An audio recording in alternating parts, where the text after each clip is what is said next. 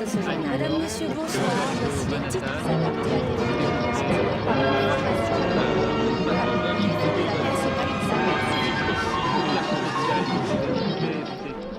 Je suis un vieux bonhomme de 82 ans.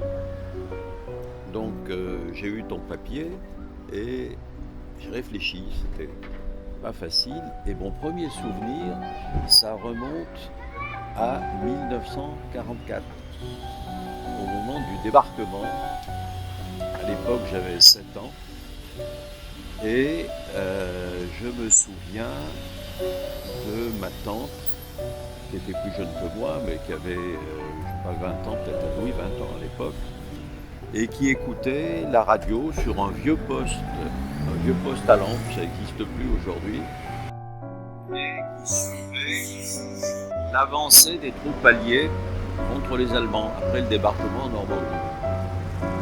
Et c'est un vieux souvenir qui remonte. Alors c'était à Constantine à l'époque, en Algérie, et on voyait ça de loin. C'était aux élections présidentielles de Sarkozy en 2007, je crois. J'avais à peu près 6 ans.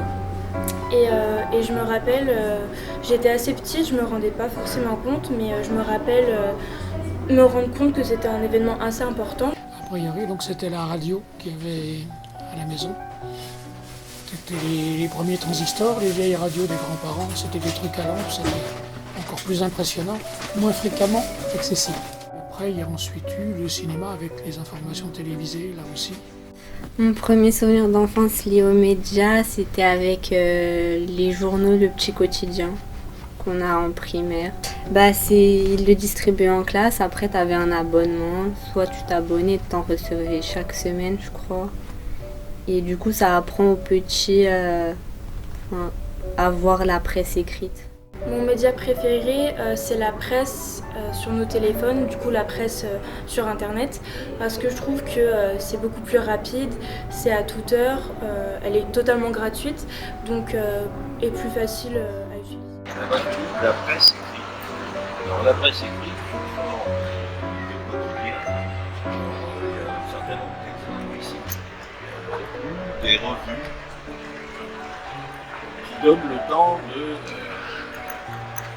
réfléchir. La presse sur internet parce que c'est rapide et t'as certaines presses sur internet qui t'envoient directement des notifications, t'as pas besoin d'aller regarder qu'est-ce qui se passe et tout. Et c'est à portée de main en fait, t'as pas besoin d'attendre pour regarder le journal télévisé ou alors d'acheter un journal pour lire.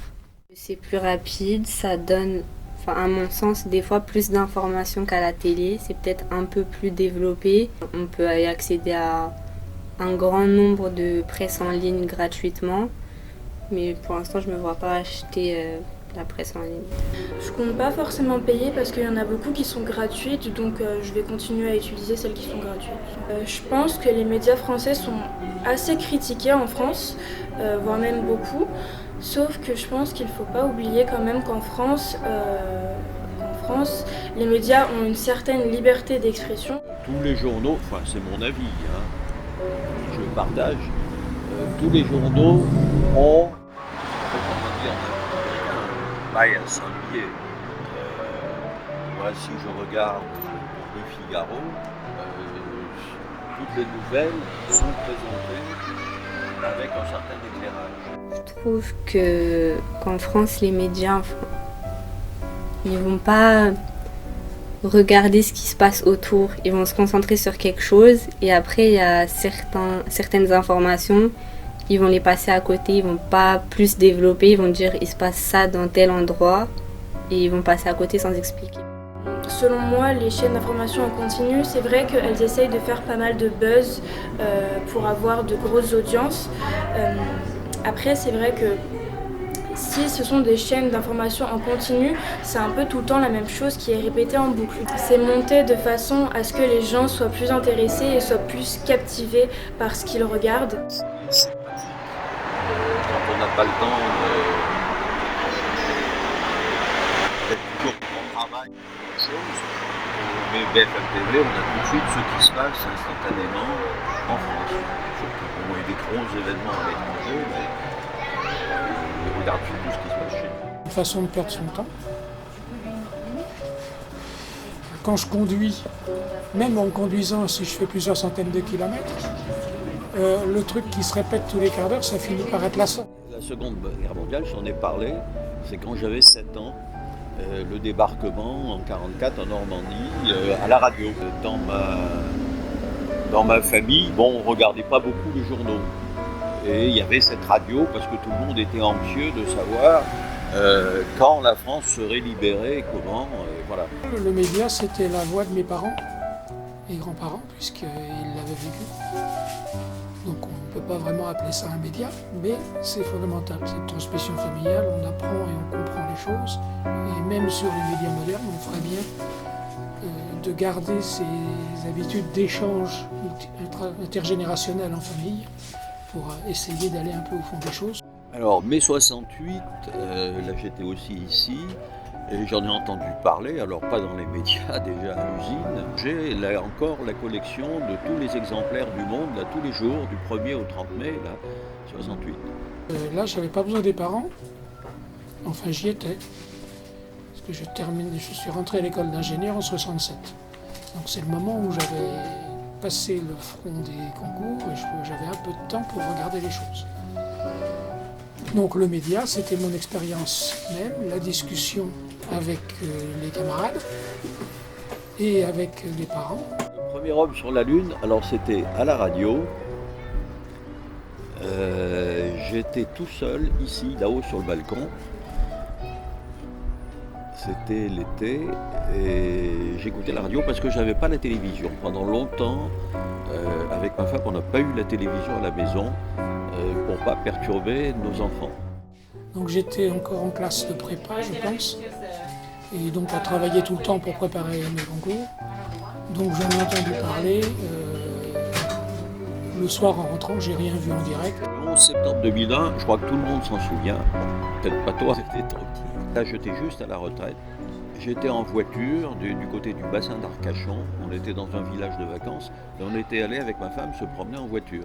Et on écoutait la radio. Et tout d'un coup, on a entendu parler de ce qui se passait à New York. Et ça nous a paru totalement extraordinaire. Donc ça, c'était la télévision. Donc les informations du soir ou du matin, je ne sais pas si je l'ai vu. Le 13 novembre 2015, alors c'est comme tout le monde, c'est la radio, la télévision, les journaux. Bon, la nouvelle elle-même, c'est par la radio. Donc j'étais en retraite, donc là, je pouvais regarder les infos le soir, j'étais rentré à temps, en général. Donc c'est sans doute la télévision. Donc à ce moment-là, je zappais d'une chaîne à l'autre pour voir des présentations un peu concurrentes et avec des ambiances journalistiques différentes. Je lis pas du tout la presse écrite, c'est pas du tout un format qui me correspond et que j'ai eu l'habitude de lire durant ma vie. C'est pas parce qu'on a la radio sur le téléphone qu'on va vraiment l'écouter. Ça, c'était peut-être ça avant, mais maintenant c'est un peu dépassé la radio. Je trouve que c'est plus les personnes âgées qui vont écouter ça, ou alors les adultes pendant qu'ils se rendent sur leur lieu de travail dans la voiture. C'est peut-être pas dans nos habitudes d'aller écouter la radio. C'est vrai qu'on peut l'écouter souvent quand on est en voiture, sauf que vu que je suis assez jeune, j'ai pas encore de voiture, donc ça me donne pas forcément d'occasion de l'écouter. Et même si je pourrais l'écouter par exemple en journée ou quoi, j'ai plutôt privilégié les médias, par exemple les médias sur internet où on peut voir des photos, où on peut voir. C'est vrai que j'ai un peu du mal à seulement m'informer avec des voix. Je trouve qu'on est une génération de plus en plus connectée, on a tous nos téléphones dans les mains et on est tout le temps dessus. Du coup, la presse en ligne, on y accède plus facilement. Depuis la retraite où j'ai plus de temps disponible, je peux perdre du temps sur internet en plus. Un facsimilé du Figaro de novembre 1918. C'est comme c'était il y a 100 ans. Il n'y a pas une image.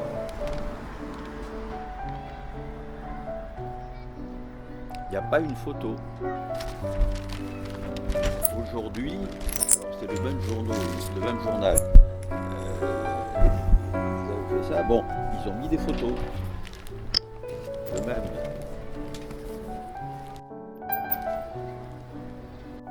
Mon avis sur ce que les médias vont devenir, c'est que certains médias vont être pas oubliés, mais de moins en moins utilisés, comme la presse écrite et la radio. On va d'abord savoir ce qu'on appelle médias, donc on est mal parti. Donc j'ai noté un petit peu les enjeux du futur. D'abord, ils ont le choix entre pousser le spectacle ou la documentation. Un débat peut être organisé sous forme de spectacle, de joute entre orateurs. On peut regarder les films tout seul chez soi, à la télé, voire sur son téléphone. Alors qu'avant, c'était des sorties de famille au cinéma, au théâtre. Et donc, il va falloir voir qu'est-ce qui se passe si on perd tout le côté social et qu'on se met à devenir des individus atomisés, chacun dans son coin. Je pense que les médias du futur vont se tourner encore vers les nouvelles technologies. Ils vont essayer de trouver encore un moyen d'avoir une information encore plus instantanée, toujours gratuite. Aujourd'hui, personne ne lirait l'équivalent du Figaro du 11 novembre 1918, où tu as une page de texte serrée, et les gens n'ont plus la patience et n'ont plus la faculté de concentration. Et ça, c'est inquiétant. Alors, je ne sais pas. Je crois que l'homme sera littéralement noyé dans l'information. Dans une information constante. Ils verront de la télévision. On a des postes partout. Dans la cuisine, dans les water-closets, dans le bureau, dans les rues. Et puis la lecture. Les gens vont redécouvrir ça.